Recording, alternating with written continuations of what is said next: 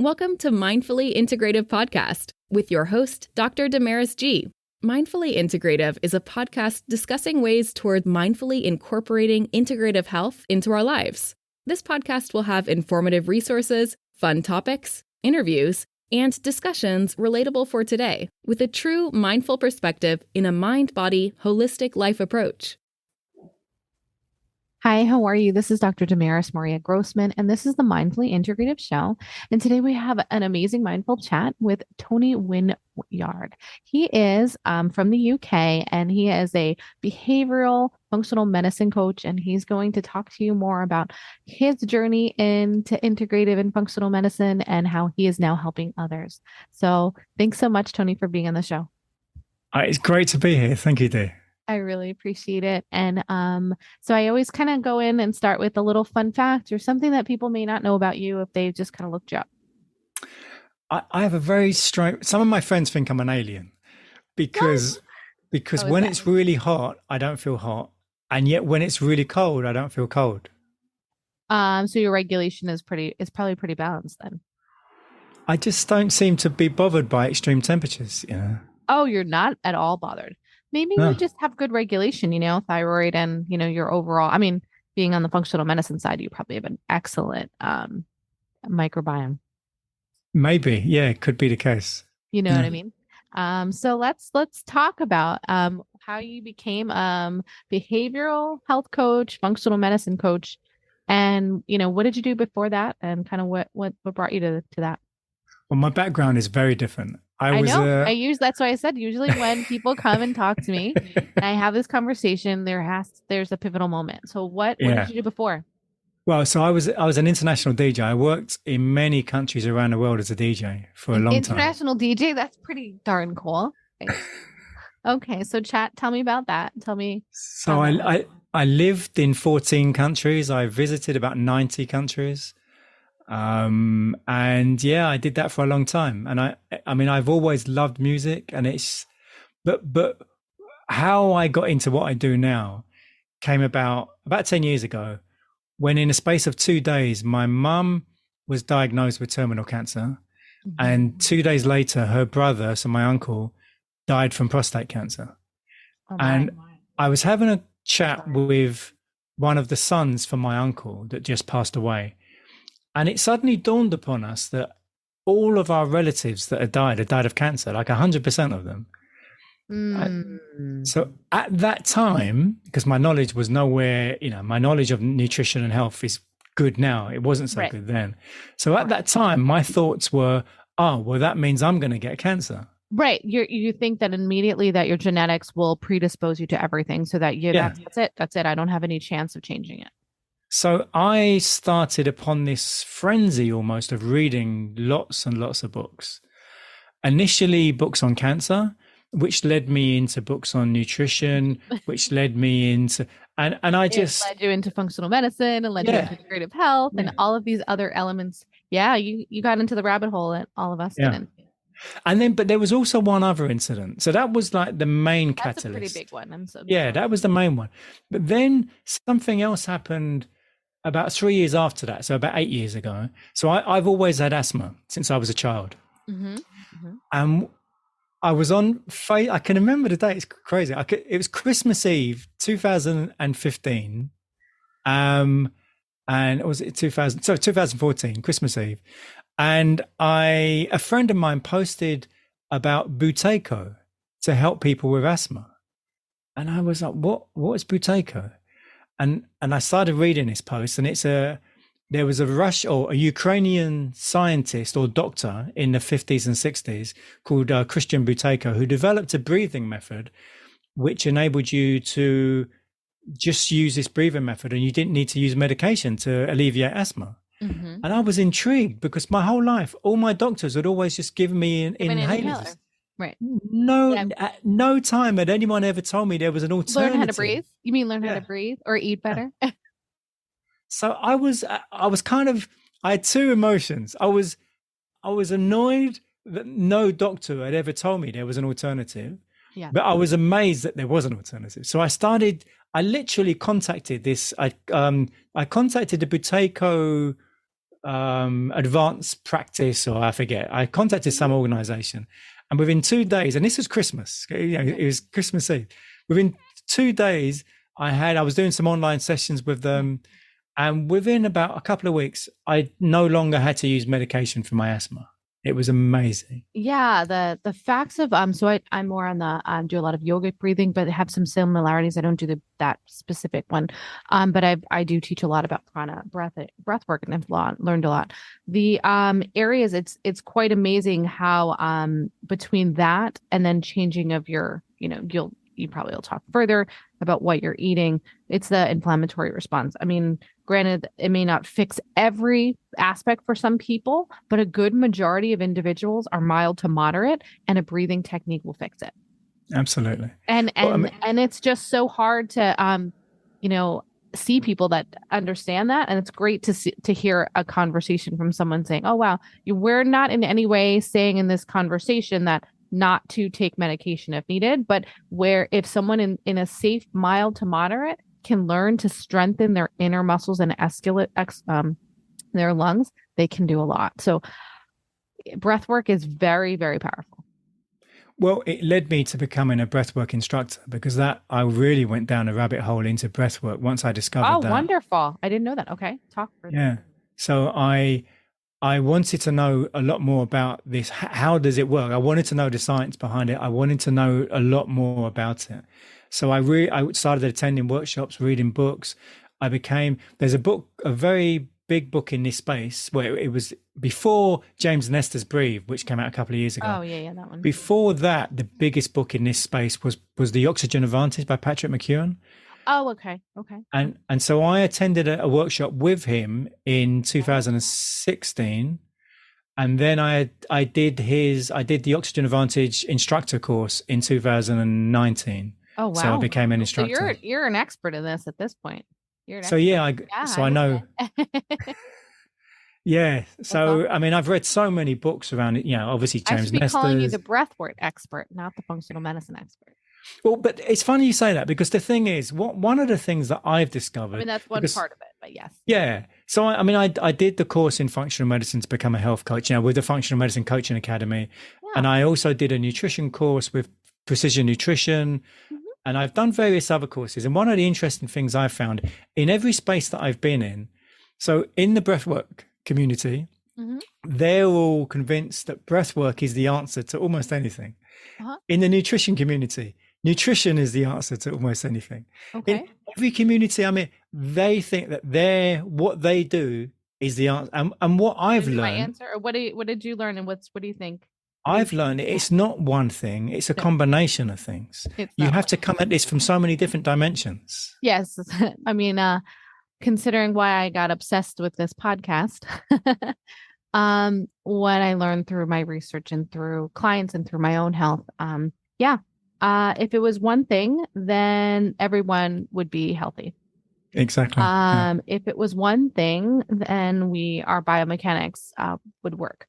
I obsess and say, we're a machine, right? And each part of the machine in our life needs to be fixed, or it needs to be like oiled.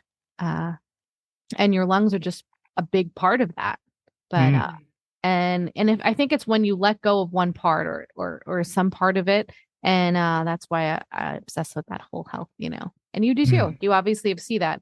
There is when someone says that their thing is the thing, sometimes I lean back and pause and say, okay, I'll let them sit with it. All right. Enough on me. Let's chat further. But it's interesting, because when you say they think their thing is the thing, but I think when you first learn about something and you're very, evangelizing about it, you do, it's understandable why they think that is the one thing. But then as you learn more, I think it's part, I mean, it's definitely breath work without a doubt is phenomenal. Yeah. It's necessity. Yeah. Yeah. But as the deeper you go, and then the more you start to, because everything is so interconnected, and you start to discover this and that and how that helps and that helps and that helps. And then you just become more open-minded about the whole thing, I think. Yeah. Oh my God. Totally. I've been getting into even more about the longevity conversation and how to really look at like their bodies, like in the most scientific, but yet like mechanical way too, and how we can kind of like, but it's like, I can't do any of that without a spiritual aspect too. So like, so talk to me more. So tell me what your journey with your family, the cancer, and then your journey into breath work, and then you got into this functional medicine nutrition side. What made you go into that side? The more I was reading about 100 books a year at one point, and I have been for the last few years. And I was reading a lot around nutrition and various areas of health. And I started seeing a functional medicine doctor probably for the last 7 years now. I've been seeing a functional medicine doctor. So I was very bought into the whole thing. Gotcha. And then I discovered functional medicine health coaching. And I was already looking to, I've been working as a DJ for a long time. I was looking for, I can't DJ forever, much as I would love to, but what is going to be my next thing? What is it I'm going to do? And as I was kind of educating myself more and more in various aspects of the health, and became a breathwork coach, and then people were coming to me asking me for help on different things. And initially I was helping them with breathwork, but that was leading into me trying to help them around nutrition and sleep and stress. And then I thought, okay, I think I need to do this properly. I need to take some courses to become qualified in some of these areas. So I took the course with the Functional Medicine Coaching Academy and the nutrition coaching course and so on, That's awesome. I can definitely see where they're the interconnectedness and how you kind of wanted to like build on that. And then for yourself at this point, have you applied a lot of your teachings for yourself? And then how has it been for your clients? Yeah, well, it was one of the things I found quite interesting was as I was learning, so I got to the stage where I had a reasonable knowledge on nutrition and breathwork and sleep and some other areas. And then when I was helping people, there was something missing, but I couldn't, it wasn't obvious what it was at first. And I discovered the missing piece of the puzzle as such when I discovered the tiny habits methodology. Tiny habits, yes. So yeah, I talk about mindful ways every day. Like that's my thing. But I feel like when you make a habitual thought, did you read the Atomic Habits by you're talking about Atomic Habits or Tiny Habits? I read the book Tiny Habits, and then I became a Tiny Habits coach. So I actually worked with the author of the book, BJ Fogg, and became the Tiny Habits coach. And that was the missing piece because then I was able to help people to change their habits around their breath work and get them to change their behavior. Exactly. Yeah. Awesome. Yeah. No, it all comes together because it's really having them identify what is, going on. That's great. Yeah. That's really cool. But I know that you've done all of these different coaching things, and different classes, but I feel like you've probably kind of come with your own, flair, your own thing for patients, for clients, sorry.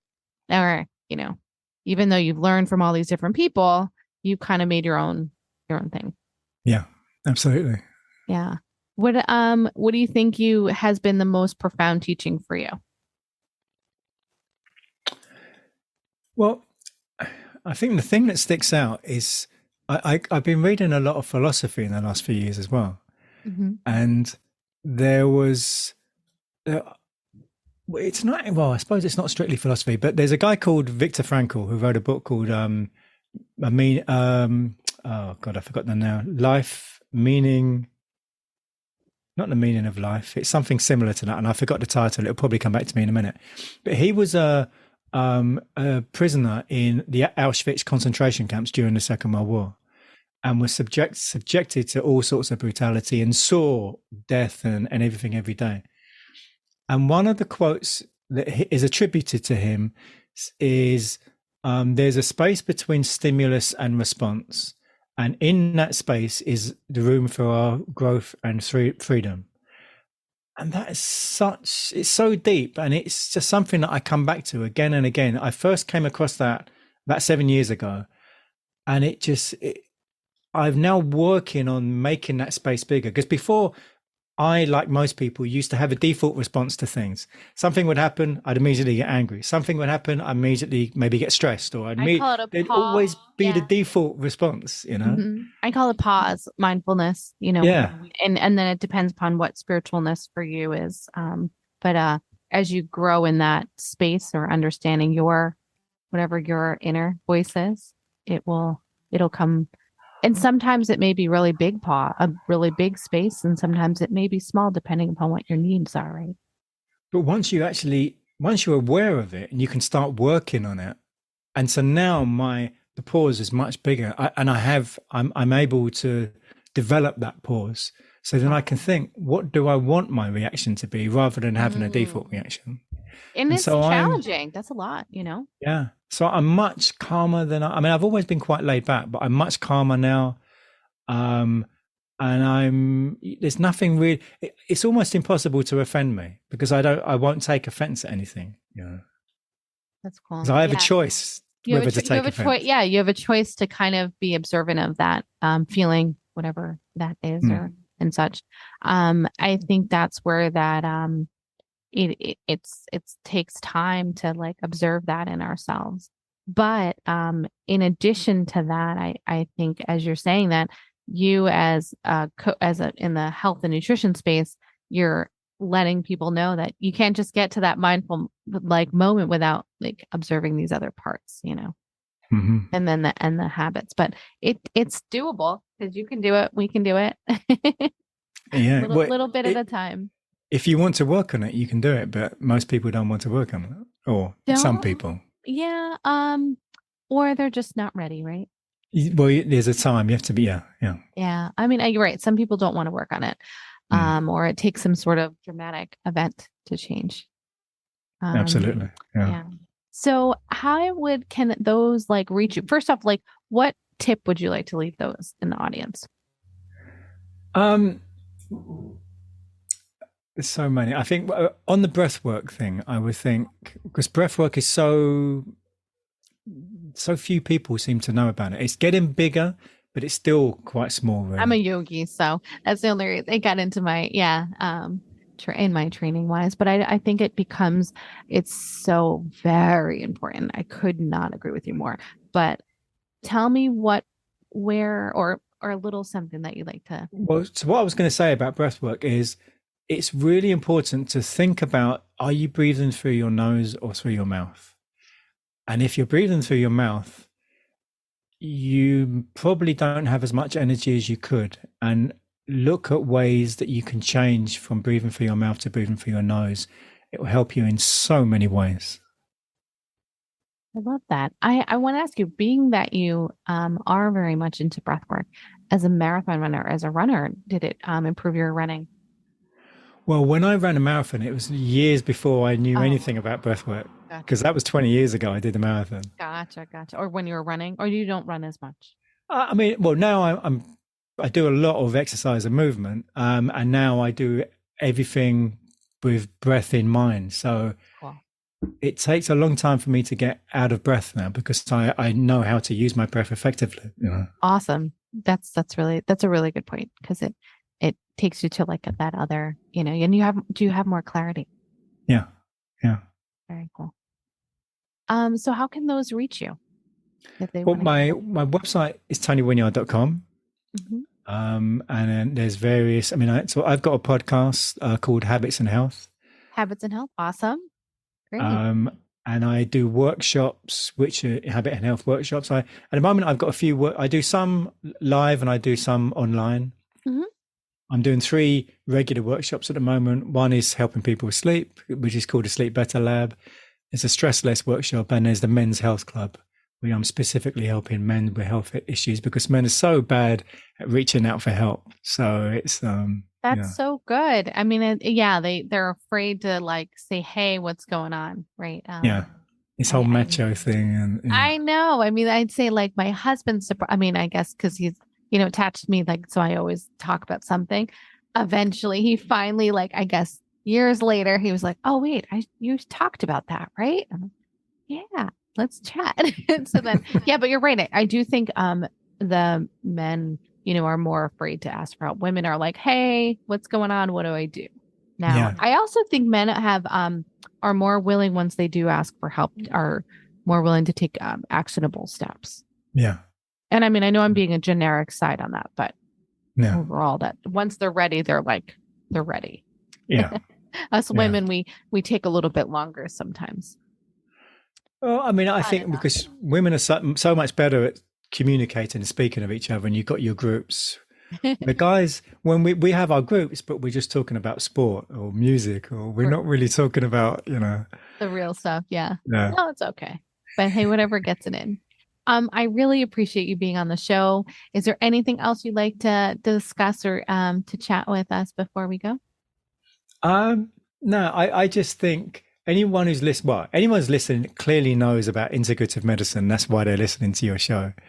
But if there's perchance a couple of people who aren't familiar with integrative or functional medicine, do some research, go and find out about it. Find out your nearest practitioner, because once you can start taking a proactive attitude to health rather than a reactive attitude, your whole life will change. I love that tip. Once you can take a proactive approach instead of reactive.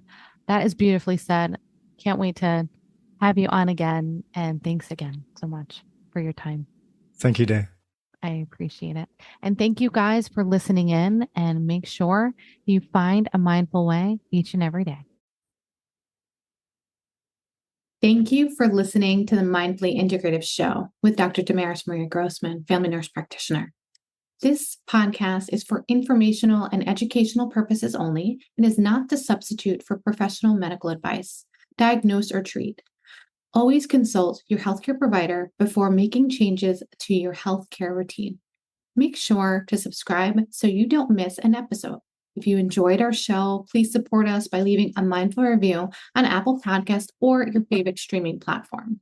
Interested in being a guest or more information? Email us at info@mindfullyintegrative.com. For resources mentioned in the show, visit our website at www.mindfullyintegrative.com. You can also connect mindfully with Dr. Damaris on her social media links found on the site. May your strength and peace guide you to find a mindful way every day. Namaste.